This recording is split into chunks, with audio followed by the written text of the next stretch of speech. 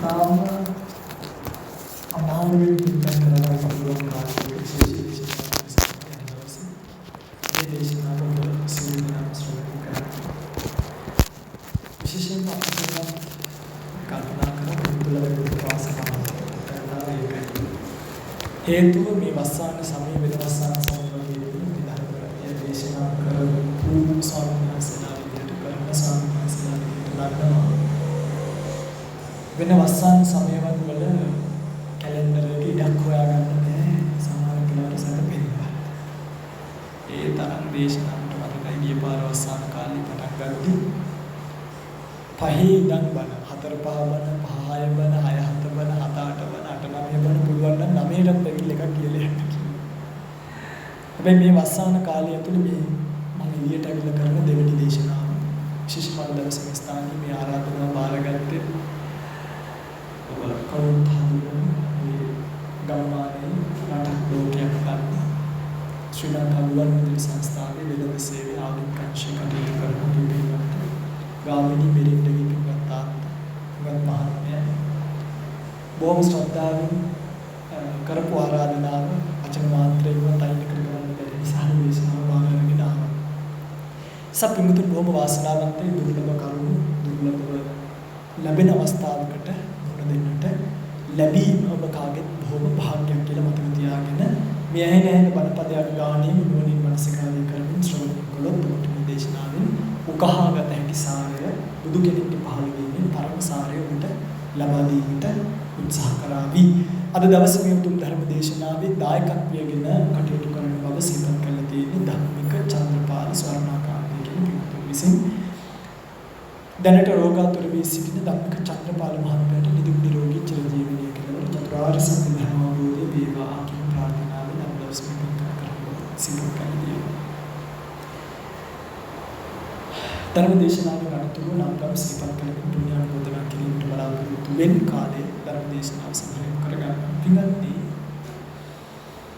ඔබත් මමත් මේ සංසාර චක්‍රයේ කරගෙන මිනිස්සු සංසාර කියලා කියන්නේ හොඳට මේ කියන කතාව තේරුම් ගන්න මේ බුදුදහමේ කෙලවර ඉන්න මෙහා කෙලවරටම කියලා දෙන්න හදනවා. ඒක දේශනාවකින් කෙලවරම ආකරන. ඒතර අපේ සාමාන්‍ය සර්කල් එක තමයි සර්කල් ඔෆ් රිවර්ත් කියලා කියන්නේ. ඉපදීමේ රටාව සංසාරය කියන්නේ නම් ඉපදීමේ ස්වභාවය සිද්ධ වෙන්නේ දැන් අපි ජීවත් වෙලා ඉන්නවනේ. අපි ඔක්කොම ජීවත් වෙලා ඉන්නවා. තව ටික කාලෙකින් අපි ඉරණම මොකක්ද අපි ජීවිතය අතාර්ථයට කතා කරමු. තව ටික කාලෙකින් අපි ඉරණම තමයි මේ වයසට ගිහිල්ලා තියෙන අය ලෙඩ වෙලා එන්නම මොකක් වෙනවද? මරණයටපත් වෙනවනේ. කාටවත් නවතින්න පුළුවන්ද? නෑ. මේ දේශනාව මේත් එක්කම අහන්න. හරි. මේත් එක්කම අහගන්න. අහගත්තොත් ලොකු දෙයක් කරගන්න. එතන මේ තරුණ වයසේ ඉන්න අයට මොකද වෙන්නේ එතකොට? ඒගොල්ලෝ ටික වියකිනවනේ. බය මේ ලස්සනට තියෙන කිස් දැන් මේ වයස කම්මල බලන්න කොන්න තනින් තන බඩි රිගුලිනවා කියන්නේ පොඩි කාලේ ලස්සනට දිගට බිලු බෝල් පෑගි තිබ්බ කොණ්ඩ තමයි ඔය ගිහිල්ලා තියෙන්නේ. ඒතර දැන් මේ තරුණ ටික හිතා ගන්න ඕනේ එහෙනම් මම මගේ කොණ්ඩෙට වැඩි උදම්මනල වැඩක් මොකද? ඇයි උදම්මනල වැඩක් නැත්තේ? තව ටික කාලෙකින් මේ තියෙන තත්ත්වයටපත් වෙනවා. මේ ඇස් ඉස්සරහා තියෙන කමටහන ගන්න. පත් වෙනවා. දැන් ඒකනේ ධම්මජෝසයන්සල කල්පනා කරලා තියෙන ආයෙත් ඕගලන්ට අනිවාර්යෙන් මේ ටිකට් එක ඇදෙනවමයි. හොඳම දේ තරුණ මදයෙන් මත් වෙන්න එපා. තරුණ මදයෙන් මත් වෙන්න හොඳ නැහැ. ඒක අපි අපේ තරුණ මදයෙන් මත් උනේ නැත. හේතු වැඩ නැහැ. හා යොබ්බන ජරා. මේ තරුණකම මොකක් කෙලවර කොටගෙන තියෙනවා. වයසට යෑම කෙලවර කොටගෙන පවතින එකක්. ඒ නිසා මේ අතපය වලින් ඕනේ තරම් වැඩ කරන්න මේ දෙල්ලවත් කියන්නේ මට අමුතු ගම්මානයක් නෙමෙයි එතන. මං කිව්ලක. දීවස මේ පැත්තේ ඇවිල්ලා තියෙනවා. මේ අත්වලින් ඕන තරම් මේ රටේ මේ ගෙරිදගම් පොළොවට අත තියලා වැඩ කරන්න පුළුවන්කම තියෙද්දි අත් දෙක අකුල ගත්තේ මේ තරුණකම වයසට යෑමෙන් කෙලවර කියලා දැනගත්තු දවසේ. බොරුවට වැඩක් නෑ. කර්ම රැස් කරලා වැඩක් නෑ. මේ ජීවිතේ ජීවත් වෙන බොරු කියන්න වෙන්නේ නැද්ද? දැන් ගෙදරින්දි බොරු කියන්න වෙන්නේ නැද්ද? වෙනවනේ. වෙනම හොරකම් කරන්න වෙනවා සමහරක් වෙලාවට. එතකොට අපරාධ ප්‍රාණඝාත ආදී දේවල් කරන්න වෙනවනේ. ගෙදරින් මොකද වෙනවා? අපි දන්නේ අපිට වෙනවා. ඊට පස්සේ සුරාපාන ආදී දේවල් වලට යොමු වෙනවා. දැන් මෙහෙම කර්ම රැස් කර ඉඳලා මේ ජීවිතේ පෝෂණය කරලා අවසානයේ වෙන්නේ පින්වතුනි ඉස්සතු මැරෙන්න නම් ඔන්න බලන්න බයන්නකම් මැරිලා ඉවර වෙලා මොකද වෙන්නේ? දෙන්නටම මම කියන කතාවක් මේ අපේ තාත්තා මැරුණා අමෝයි කිව්ල පණිද්දී කළුගෝවිල ස්පිරිතාලේ තමයි මැරුණේ. දරුණු පස්සේ තාත්තගේ මිනිහ ගෙදරට එනකොට මම කල්පනා කළා මේ මිනිහ දිහා බලාගෙන මෙයාගේ සෙල්ලම් ටික මෙතනින් ඉවරයිනේ. මට සෙල්ලම් ටික මෙතනින්. දැන් මෙයාට මොකද වුනේ? මට මෙයාම ඕනේ. මම කනත්තට ගිහිල්ලා බැලුවා ඉන්නවද කියලා. නෑ. බලක් ඇතුලේ පස් ගොඩක් විතරක් පෙන්නනවා. මේකයට තාත්තා ඉන්නවා කියලා. හැමතැනම අපි හොයනකොට මෙන්න මට බුදුදහමෙන් එනවා පොඩි පණිවිඩයක්. ඔයාගේ තාත්තා සංසාරය කියන එකට වැඩි ඇත. එහෙනම් ඕගොල්ලෝ මරුණාට පස්සේ කොහෙටද වැටෙන්නේ? සංසාරයට වැටෙනවා. ඒ සංසාරයට වැටිච්ච කෙනාව ආයි මට හම්බ වෙන්නේ නැත. දැන් පුළුවන් ද මට වගේ තාත්තා වැදලා ගන්න බැහැ. මොන ඕගොල්ලෝ මරුණාට පස්සේ හොඳට තේරුම් ගන්න. සහෝදරයෝ අම්මලා තාත්තලා අක්කලා නංගිලා අයියලා මල්ලිලා ළඟ ඉඳලා මරුණාට පස්සේ මැරිච්ච කෙනා තනියෙන් සංසාරය යනවා මිසක් ළඟ ඉන්න අක්කට නැන්දට පුංචිට මාමට මේක ඇදලා ගන්න පුළුවන් කම නැත. එහෙනම් අපි ඔක්කොම තේරුම් ගන්න එක ඇත්තක් තියෙනවා. අපි සියලු දෙනා මේ ඇත්ත තේරුම් ගන්න. එක ඇත්තක්. පළවෙනි ඇත්ත කිව්ව අපි හැමෝම මැරෙනවා. එක හැමෝටම පොදුයිනේ පොදුයි. දෙක මැරිලා ඉවර වෙලා තනියෙන් සසර කියන එකට බහින්න සිද්ධ වෙනවා. ඒ බහිනකොට මම මෙලොවෙන් තාත්තා මැරිලා සසරනේ හොඳ තැනක පොදුනාද දන්නේ. දැන් මම මේ කල්පනා කරනවා. හරි. මෙයාට කන්න බොන්න තියනවද දන්නේ නැහැ. මෙයාට එයා බල්ලෙක් වුණාද දන්නේ. අපායට ගියාද දන්නේ නැහැ. ඔන්න මම දැන් කල්පනා කරලා බලුවා අපේ තාත්තා ජීවත් වෙලා ඉඳි මොකද කරේ කියලා. පන්සල් ගියාද, සිල් රැක්කද, බණ භාවනා කරාද, ධර්ම ඉගෙන ගත්තද බලද්දී තාත්තා ජීවිත කාලෙම කරලා තිබ්බේ එකම එක මෝඩ වැඩක්. මොකක්ද? මැරෙනකොට දාලා යන්න වෙන අපිවයි අපේ අම්මවයි පෝෂණය කරන්නේ. එයාගේ සසර ගමන නොදැක්ක නිසා දැන් මම ඉන්නවනේ අද hina වෙලා මේ. හරි එතකොට එයා මරුණා කියලා අද මට ඇත්ත කතාව මේ කියන්න පිටර මට ඉස්සර ඇඬුණා දැන් එන්නේ. අවුරුදු 3-4ක් ඇද්දි කවුද අඬන්නේ මැරිච්ච කිව්වේ. එහෙනම් අපේ තාත්තා කරලා තියෙන්නේ මම ඔයගලන්ට මෙයා මෝඩ වැඩක්ද නැද්ද? මොකක්ද? එයා යන සසර ගමන සුවපත් කරගන්න නැතුව මැරෙනකොට දාලා යන්න වෙන දරුවෙක්, මැරෙනකොට දාලා යන්න වෙන ගෙදර, මැරෙනකොට දාලා යන්න වෙන බිරිඳක් පෝෂණය කරමින් එයාගේ මනුස්ස ජීවිතය කියන එක වියකෝ ගත්තා. ඒ අපරාධයක් කරගත්තා. මම හිතන්නේ ඔයගොල්ලෝ මේ අපරාධයට අහු වෙලා නැතුව ඇති. වෙලත් ඇති. කල්පනා කළා බලන්න. අනේ ඉතින් අපිත් කරන්නේ ධම්මජීවසාරණන්සේගේ තාත්තා කරපු මොඩ වැඩේමද? පින්වතුනි මම ඒකයි කියන්නේ. අපේ තාත්තට වෙච්ච දේ මම ඔබට වෙන්න දෙන්නේ නැහැ. ඒකයි මේ බණ ටික කියන්නේ. හරි වෙන මොකක්වත් නෙවෙයි. මේ බණ ටික වෙලා මෙතනට සමන් කෙලියක්වත් පිළිගන්න පූජා කරන්න ඕනේ නැහැ. මේ කියන්නේ මේ බණ ටික කියන්නේ එළියට ආවේ හිත හදාගෙන කට හදාගෙන තාත්තට වෙච්ච දේ නැවත කිසිම කෙනෙක්ට නොවෙන්න මේ බුද්ධෝත්පාද කාලේ. මොකක්ද? යන්න තියෙන අපි මුතුනි සංසාර ගමන කරුණා කරලා ඒකට අවධානය යොමු කරන්න. ඒ යන්න තියෙන සංසාර ගමනේ ඔබ කරගත්තු කර්මානුරූපව උපදින්න. කම්මස් ඕමි, කම්ම දායාදෝ, කම්ම යෝනි, කම්ම බන්දු, කම්ම පටිසරණෝ යම් කම්මං කරිස්සාමි කල්යාණං වා පාපකම්මා තස්ස දායාදෝ භවිස්සාමි. ඔබලා විසින් කරගන්න කුසල අකුසල කර්මත් එක්ක සසරට යනවා. ඇත්තද බොරුද? ඒක බලමු මේ ජීවිතේ. අපි පුදුනානේ. අපි පුදුන්නේ කොහොමද? අම්මයි තාත්තයි සාමාන්‍යයෙන් අපි විද්‍යාවත් එක්ක මේ කතා කරලා අම්මගේ තාත්තගේ නියමකින් හදන යුක්තාණුවක් නැත්නම් සංසේචනීය කියන එක ඔබලා දන්න තුන චුට්ටක් බයි විද්‍යාව. ඒ සංසේචනීය වෙන තැනට තමයි මේ ජීවියා කියන කෙනා බහැගන්නේ. ඔක තමයි බුදුදහම. හරිද? අර සංසේචනීය වෙච්ච තැනකට නැත්නම් පුරුෂ ප්‍රජනන ශෛලියකුයි මවකින් අසිද්ධ වෙන්න ඕනේ ඩිම්බ ශෛලියකයි එකතු වීම තුලට තමයි සත්‍ය බහැගන්නේ. ඒ බහැගන්න සත්වයාගේ උස තීරණය කරන්නේ, කට තීරණය කරන්නේ, උගත්කම තීරණය කරන්නේ, කලායක තීරණය කරන්නේ, එයාට මොන ලෙඩ රෝග කොයි කාලේ දෙනවද කියලා තීරණය කරන්නේ කවුද? අම්මට දියවැඩියාව තියෙන නිසා පුතාට දියවැඩියාව හැදෙනවා කියලා නියමයක් ලෝකේ නෑ. මොකද මම දැකලා තියෙනවා අම්මත් ගොළු තාත්තත් ගොළු කෙනා දරුවා කතා කරනවා. හරි. ඒතර අම්මටයි තාත්තටයි නියුන්නු හම්බ වෙනවා. ඒගොල්ලන්ගේ DNA වල වෙනස්කම් තියෙනවා. එක නියුන්නු දරුවෙක්ට එක ලෙඩක් තියෙනවා. ඒ ප්‍රෝටීන් එක නිපදවන්නේ නැති නිසා එයාගේ අපි හිතමුකෝ එයාගේ ශරීරය සුදු මැලි වෙනවා. උදාහරණයක්.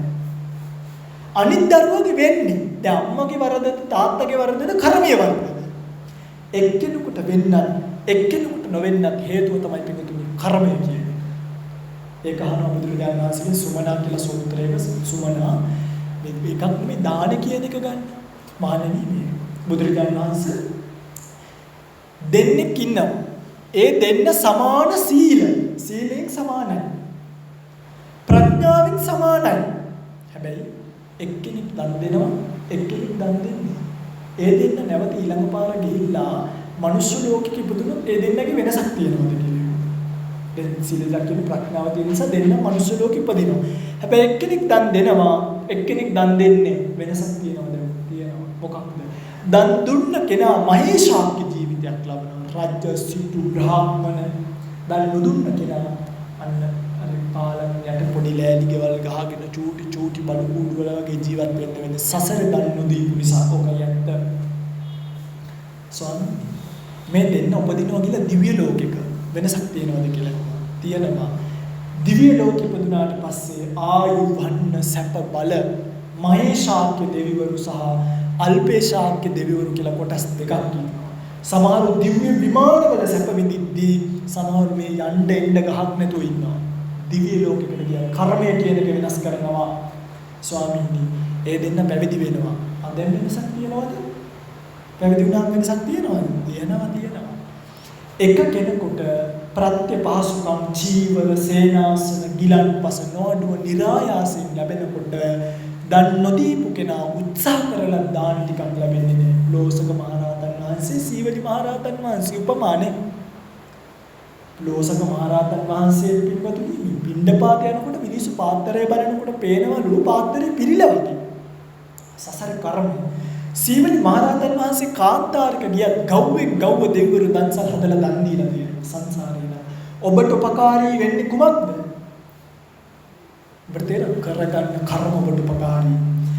එනිසා සිහිනකින්වත් මේක හොඳට මතක තියාගන්න. මේ ජීවිතේ ගෙවන්න කියලා හිතාගෙන ප්‍රාණඝාතය කරන්න එපා. මම ඔබට කියන්නේ පන්සිල් රකින්න, අනේ රකින්න. දැන් සෝම ස්වාමීන් වහන්සේට අපි ආදරෙන් අපේ සෝම සායනන්ස කිව්වේ මොකද්ද? පන්සිල් රකින්න, බෞද්ධ සමාජයක් හදන්න ඒ ටික. මම ඔබට ඒ කතාව කියන්නේ. මං කියන්නේ ඔබ කැමති නැහැ රකින්න නැත්තම් නිකන්. රැක්කොත් ඔබට නොරැක්කොත් ඒ විපාකේ ඔබට. දැන් ඔබ දැකලා තියෙනවද පාරේ යනකොට සරල දේශනාවක් මේ ගන්න. බල්ලෝ බලන්න පාරවල් වල හැප්පිලා ඉන්නවනේ. ඇයි ඒ හැප්පිලා ඉන්නේ? මුල දැකලා අපි කෙලිම බලලා දැන් අපි යනකොට මෙහෙම බල්ලෙක් යනවා බස් එකක් හයියෙන් ගිහලා හප්පනවා. අපි කාටද බයින්නේ? බස් එකේ ඩ්‍රයිවර්ට අපි බයිනෝනේ අනේ ඉතින් අවදානම් යන්න පිළිතුරුනි. හැබැයි මතක තියාගන්න ඒ චප්ප වෙලා යන්නේ සංසාරයේ මේ මధుරව මරලා කූඹි මරලා ඔයගලන්ට එහෙම ලෙවල් එකේ සික් එක ගාවට ගිහලා සික් එකේ කූඹි ටිකක් හිටියොත් ඒක ඇරලා දානවා. මේ වොෂ්රූම් එකට ගියාට පස්සේ ඒක ෆ්ලෂ් කරලා දානවා. එහෙම බෑ. කියන්නේ මේ ලෝකේ අනේ ස්වාමීනි අපි කොහොමද එහෙම ලෝකෙක ජීවත් වෙන්නේ? හොඳ නේ අමාරුයි කර්මය මොකද කරන්නේ? අසාධාරණයි. ඒ නිසා තමයි කිව්වේ මේකෙන් ඈතර වෙන්න. මේකින් එපා. දුක්ඛේ ලෝකෝ පතිට්ඨිත. ලෝකයේ දුකමට පිහිටි එකක්. උත්තර මතක තියාගන්න ප්‍රාණඝාතය කරන්න එපා කියලා කිව්ව අපිට බෙනිෆිට් එකක් ගන්න නෙමෙයි. අපිට ලාභයක් ගන්න නෙමෙයි. කාටද මේ ලාභය? පින්වතුනි ඔබ සසර ජීවිතේ නොහැප්පි, චප්ප වෙන්නේ නැතුව, අතපය කඩා ගන්න නැතුව, ලියුකේමියා වගේ රෝග වලට ගොදුරු වෙන්නේ නැතුව, පිළිකා වගේ රෝග වලට ගොදුරු වෙන්නේ නැතුව, මොලේ භාගයක් කට භාගයක් ඇද වෙලා උපදින්නේ නැතුව ලස්සන ආත්ම භාවයක් ලබන්න නම් යම් තාක් දුරකට හරි ඔබට අනිවාර්යයෙන්ම ප්‍රාණඝාතයෙන් වැළකීම තියෙන්න ඕනේ. ඔබ ප්‍රාණඝාතය කරොත් ඔබට ලෙඩ රෝග සහිත ආත්ම භාවයක් ලැබෙනවා. අඩු අවශ්‍ය තියෙන ආත්ම භාවයක් ලැබෙනවා.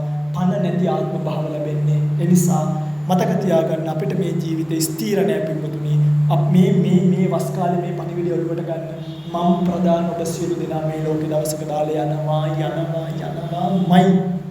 අස්සකෝ ලෝකෝ සබ්බම් පහය ගමනීයන්නේ.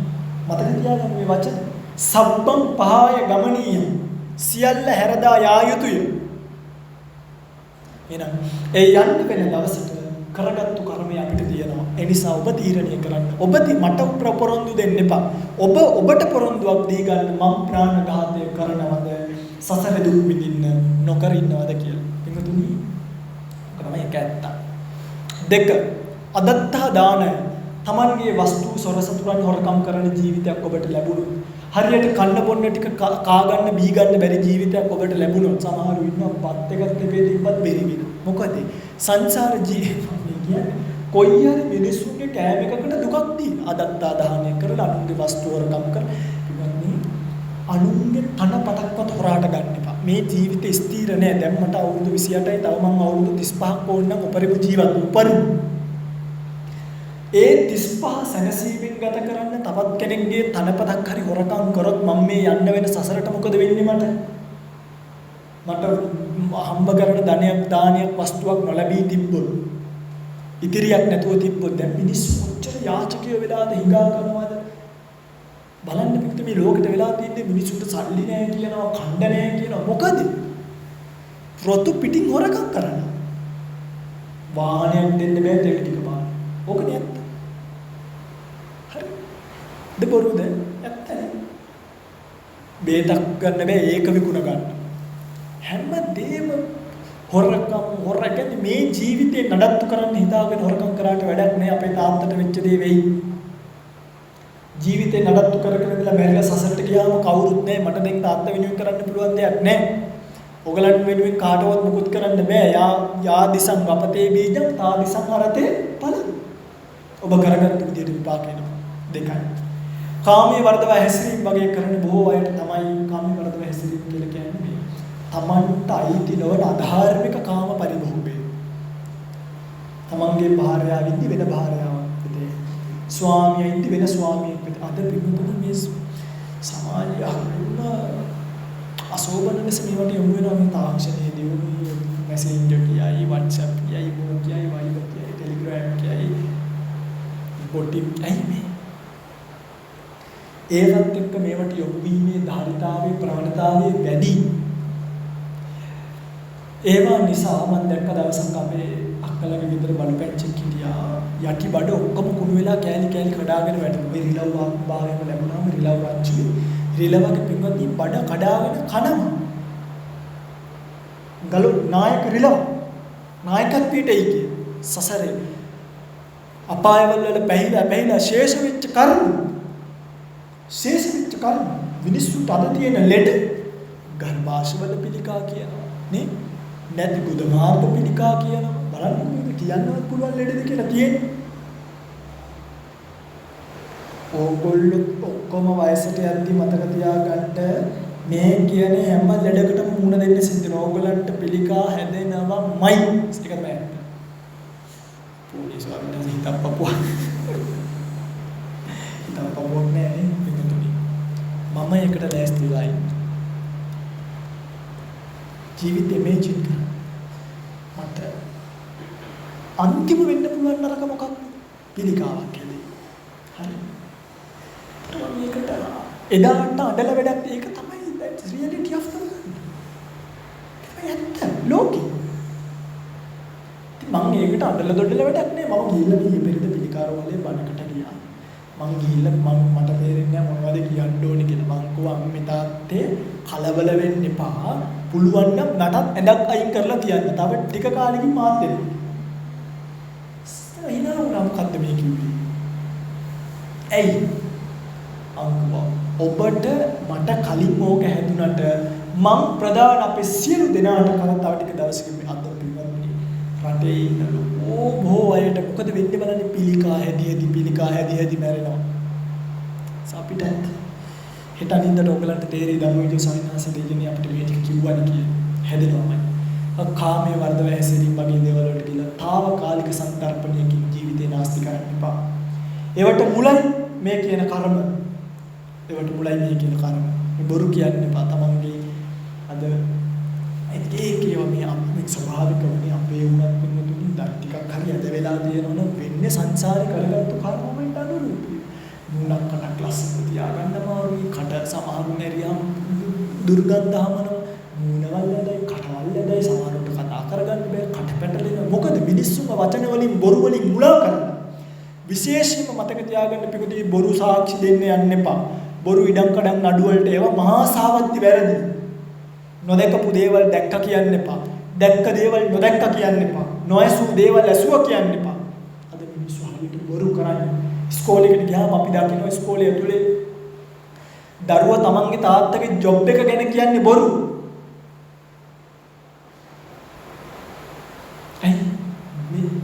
තමන් මේ ජීවිතේ තෘප්තිමත් කරන්න බොරුවට පුරුදු වෙලා හරිම අමාරුයි පිටු. මේ ලෝකේ බොරුවෙන් නවතිනව තරම් අමාරු එක සිල්පදයක් මම දකින්නේ නැහැ වෙනනම්. කියන්නේ මම කියනකොට ඔබ බොරුව නැතුව සතියක් ජීවත් වෙලා බලන්න. ඔයගොල්ලෝ බලන්න ගිය සතියේ කොච්චර බොරු කිව්වද කියලා ඔයගොල්ලෝ. අද සම්බන්ධතාවයක් හදාගත්තත් ගෑනලා මේ පිරිමිලා මේ ඒ පටන් ගන්න තැන ඉඳන් බොරුවෙන් ඉන්නේ. මේ ඔයා කෑවද? අනේ මං කෑවේ ඔයා කනකම් මමත් ඉන්න. මේ කාලා මේ නිදි සමානයි. කෙනර පටන් ගන්නෙම ජීවිතේ රැවටීමක. ඉදා ඉඳන් හැමදේම බොරු ලැජ්ජාවයි නැති වෙන්නේ. මම කෑ ඔයා කෑවත් එකයි මොන් නැතත් එකයි කන බොනේවට ආදරේ ගාව ගන්න එපා. බඩගිනි වුණාම කන්න. අන්න එහෙම නේකනේ රියල් ලයිෆ් කියන්නේ. ඇත්ත ජීවිතේට එන්නේ.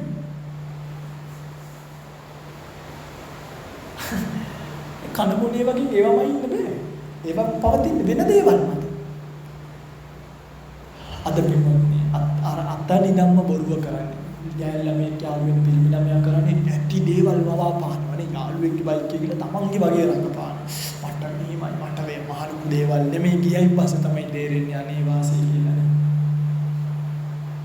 මොකද මම කියන්නේ ඇත්තෙන් ජීවත් වෙන්න ජීවිතේට සල්ලි කියන්නේ ජීවිතේම නෙමෙයි සල්ලි ජීවත් වෙන්න ඕනේ.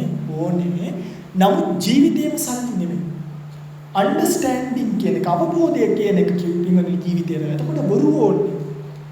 මේ මගේ අතින් පොඩි වරදක්. මොකද කරන්නේ මනුස්ස ස්වභාවය. හරිද? ඔයාගේ කලිස මොහොතනකොට මෙන්න 5000 හේදුනා. දැක්කේ නෑ මම කනේ මොකද උනේ? එහෙම බොරු කියන්න හොඳ නෑ. මිනිස්සු එහෙම බොරු කියනවා. අද මිනිස්සු හොරකම් කරනවා කියන්නේ මම මේ කියන එක උතර භාර්යාව ස්වාමියාගේ පර්ස් එකෙන් හොරකම් කරනවා. බලන්න කොච්චර ලැජ්ජද කියලා. දරුවා තාත්තගේ අම්මාගේ පර්ස් එකෙන් හොරකම් කරනවා. තව මොන කතාවද? කවදාවත් එහෙම කරන්න හොඳ නෑ. බොරු කියන්නේ යන්න හොඳ නෑ. සුරාපානී කියන එකත් ඉතින් ඒ වගේම තමයි. මූණත් එක්ක තරහ වෙලා නහය කපා ගන්නවා වගේ වැඩක් තමයි ජීවිතේ ප්‍රශ්න වලින් නිදහස් වෙන්න කියලා. මම මේ ටික කිව්වේ ඇයි? මෙතන ඉඳන් පටන් ගන්න ජීවිතේ මේ කර්ම වරදවා කරත් යන සසරට ඔබට පිඟුතුනි දුක් විඳින්න වෙනවාමයි. ඒ නිසා 1 2 කරුණා කරලා අපිරිසිදු කාය කර්ම කරන්න එපා. හරිද? අපිරිසිදු වාක් කර්ම කරන්න එපා පිඟුතුනි. අපිරිසිදු මනෝ කර්ම ඊර්ෂ්‍යාව. තව කෙනෙක්ගේ සතුටක් දැකලා ඊර්ෂ්‍යාව හිතන තැන්. තව කෙනෙක්ගේ දියුණුවක් දැකලා ඊර්ෂ්‍යාව හිතන තැන්. තව දරුවෙක් ඉගෙන ගන්නවා දැකලා ඊර්ෂ්‍යාව හිතන තැන් වැඩක් නෑ. ඒවා අපිරිසිදු මනෝකම්. ඕන බුදුරජාණන් වහන්සේ කියන්නේ ඉඳුල් වෙච්ච කෑම එකක් කියන. කටු බිය කත. බලන්න ඔගොල්ලෝ ඉඳුල් වෙච්ච කෑම එකක්. ඔගොල්ලෝ ඉඳුල් වෙච්ච කෑම නේ ඔයගලන්ට මැස්සෝ. මැස්සෝ කියන්නේ කෙලස්. අතනම කෙලස්. මැරෙනකොට පින්වතුනි මම දැකලා තියෙනවා අම්මේ මේ අම්මලා නම් මේව කරගන්න එපා කවදාම. මේ වයසට ගිහිල්ලා මැරෙන අය හිත හදාගත්තේ නැතිකොට මේගොල්ලෝ මැරුණාට පස්සේ වාටිය ඇතුලේ රුපියල් 10 20 50 100 කොල බෑග් එකක් එළියට එනවා. ඇයි? මේ ලෝභකම ඒවා ගහගෙන ගිහින් මැරෙන වෙලාවේ අන්තිම ලෝභකම් වල ඉඳලා තියෙන තමන් හම්බ කරපු වස්තු දක්වා. එහෙම නෙමෙයි පින්වත්. මම දන්නේ එක තාත්තා කෙනෙක් හිටියා ජීවිතයේ අවසාන කාලෙදි මාළු මඩකට ගියා. මම ඒ වෙයි යන්නේ පන්සලකට යන්නේ. ඔනේ ස්වාමීන් වහන්සේ මගේ ජීවිතේ මම අවසාන කාලෙට පාතබලි වෙන්නේ. මම දැන් මරණය දක්වා යන ගමනේ මට විශ්‍රාමික සුවයෙන් ඉන්න ලෝකේ තියෙන සුදුසුම තැන තමයි මහලු මඩ. එතන කවුරුත් මට නිදි ගහන්නේ නැහනේ. මට වෙනම කාමරයක් හම්බ වෙනවා.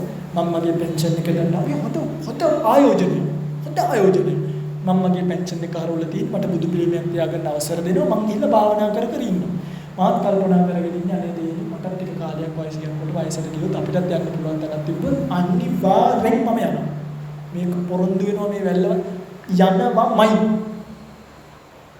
මම මගේ පොඩි සාහිත්‍යහාසලට කියලා තියෙන ආයුෂ්තු මට කොයි වෙලේ හරි පිළිකාවක් ඇහිදුනොත් කැන්සර් එකක මාව හැප්පිලා කකුලක් අතක් පයක් කැඩුනොත් ඕගොල්ලෝ මගේ පස්සෙන් එන්න එපා. ඕගලන්ට මේ රටට කරන්න දෙයක් තියෙනවා. බුදුරජාණන් වහන්සේගේ බණ ටික ලෝකෙට කියලා දෙන්න. ධම්මවිජය සාහිත්‍යහාසය මම පිළිකා රෝග වලට ගිහිල්ලා බේත් ටික අරගෙන පාඩුවේ මැරිලා යන්න. ඇත්ත කතාව ඒකනේ. මම ඒකට කැමතියි. මම ඒකට අපි ඒකට ඒ යථාර්ථයට අපි ලෑස්ති. ඒ නිසා මම මේ බව දැනගෙන මේ දිරලයන ජීවිතේ පෝෂණය කරන්නේ අකුසල කර්ම රැස් කරන්නේ. ඉරිසියාවක් කරන්නේ නෑ කාටවත්. ගුරු මුස්තිනේ අපි ගාව රැකගන්න දේවල් නේ. ඉන්නකම් ජීවත් වෙලා පුළුවන් කාලයක් බැරි කාලෙක පිළිගන්නේ ගහක් මුල දිය වෙලා ගියත් අපිට කමක්. නිදහස් ජීවිතය. අන්න එයි මම කියන්නේ මගේ ලත්තර පිටුල අද ගෙදර කියලා කල්පනා කරන්න මැරෙනවා මැරිලා යන්න වෙන්නේ සසරට. ඒ සසර යනකොට ඔබ ඊළඟ උප්පත්තිය තීරණය කරන්නේ ඔබ කරගත්ත කුසල අකුසල කර්ම පිළිතුනේ ඔබට එන උදව්වක් විදිහට. එතකොට ඔබ වැඩිපුරම කරගත්තේ ලෝභ මූලික සිතවිලි නම් තණ්හාය යේගුයේන සත්‍යය පෙට්ටිවිසයන් උපජ්ජන්ති. ඔබ උපදින්නේ പ്രേත ලෝකේ. ඔබ වැඩිපුරම ද්වේෂ සාගත ජීවත් වෙන කෙනෙක් නම් මැරෙන වෙලාවේ ද්වේෂයක් හිතට ආවොත් ඔබ උපදින්නේ සතර අපායේ. ඔබ වැඩිපුර මෝහ මූලිකව නම් ජීවත් වෙන්නේ මත්පැන් පානය කරලා ධර්ම මාත්‍රයක් දන්නේ නැතුව අවිද්‍යාවෙන් වැහිලා ඔබ ඊළඟ පාර පිටුනේ තිරිසන් ලෝකේ. ඔමයි ලෝක වලට බෙදෙන්නේ. ඒ නිසා පිළිසරණක් දාගන්න අකුසල කර්ම පිටුනේ ජීවිතේ කරන එක නවත්ත ගන්න. ජීවිතේ අකුසල කර්ම කරන එක නවත්ත ගන්න. අකුසල කර්ම වලින් ඔබේ සසර තීරණය වෙනවා. දැන් කුසල කර්ම නම් කරාට කමක් නැහැ. සමහරවල් ස්වාමීන් වහන්සේලා කියනවා පින් කරන්න එපා පින් කරොත් සසර කියලා. නෑ. බුදුරජාණන් වහන්සේ මොකද්ද කිව්වේ? මා පුඤ්ඤානි බහිත්ත පිනට බය වෙන්න එපා. අලං දානානි ධාතු අලං පුඤ්ඤානි කාතු. දන් දෙන්නට සුදුසුමයි පින් කරන්නට සුදුසුමයි. බුද්ධ භාෂිතේ ගන්න එක නෑ කතාව වැඩක් නෑ. සමහර ස්වාමීන් වහන්සේලා මට ඇහිලා තියෙනවා කියනවා මේ පින් කරන්න එපා පින් කරොත් සසර කියනවද නැද්ද කියනවා. මේක බුද්ධ භාෂිතයට පටහැනි. මොකද ඕගොල්ලෝ නිවන් දකින්නත් පුළුවන් නොදකින්නත් පුළුවන්. දැන් ඒ ස්වාමීන් වහන්සේ ඔන්න කන්ෆර්ම් කරනවා නම් අනිවාර්යෙන් will be ඕගොල්ලෝ මේ ජීවිතේ නිවන් දකින්නවා කියලා ඒක හරිය කමක් නැහැ. හදීසියවත් දැන් මම මේකෙ මෙතනට බණට ආවනේ. මම මේ එනකොට පාරේ නවත්තලා පාරේ ගිය යාචකයන්ට බණ කියාවේ නෑනේ. හරිද? මං ආවේ ඔබට බණ ටික කියන්නනේ. අද ඔබ මෙතන ඉන්නේ සසර කරගත්ත කුසල කර්මයක් නිසා නෙවෙයි බණ ටික අහන්නේ. දැන් මේ ජීවිතේ කුසල කර්මයක් නොකර ගිහින් ඊළඟ ජීවිතේ ඔබ යාචකයෝ වුණොත් ඔබට කවුද බණ කියන්නේ? අර සංවිධාන වලට බණ කියනවා, මේ සංවිධාන වලට බණ කියනවා, මේ ආයතන වලට බණ කියනවා, යාචක සංවිධාන වලට කවුද බණ කියන්නේ? ඇත්තට මේ මිනිස්සුන්ට බණ අහන්න මානසිකත්වයකුත් නෑ. එනිසා ඔබ ඔබේ පිළිසරණට කුසල කර්ම කරාට කමක් නෑ. ඇත්තටම ස්වාමීනි අපිට කොහොමද ඇත්තටම මේ කුසල කර්ම කරගන්නවද? කරනවනේ. පටන් ගන්න දාන සීල භාවනා. හරිද? මේ අර කුසලයෙන් ගලවලා කුසලයේ හිටවන්න යන්නේ. පස්සේ අපි කුසලයට අතාරිනවා. ඒකත් මම කියන්නේ. කොහොමද?